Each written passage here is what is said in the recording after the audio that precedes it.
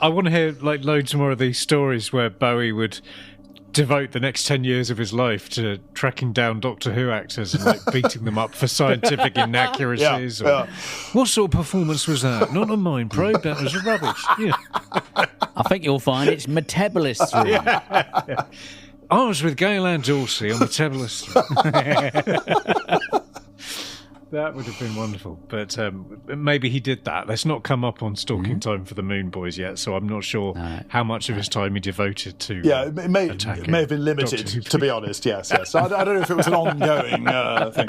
Although Tony Visconti did tell me a few years ago, Tony Visconti, David Bowie's producer and friend of long standing, that when they all lived together in Beckenham at Bowie's place in Haddon Hall, around about the time that they were working on The Man Who Sold the World, so early 1970, Tony said Doctor Who was appointment television every week. So I like to think of course I have thought about this at length. Of course I have.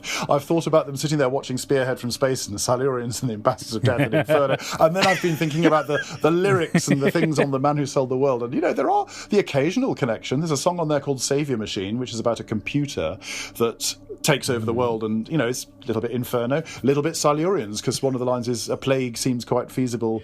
So obviously this is utter balderdash, but nice to think that in my head he's sitting there on his sofa at 5:30, completely dressed as Ziggy, watching Doctor Who.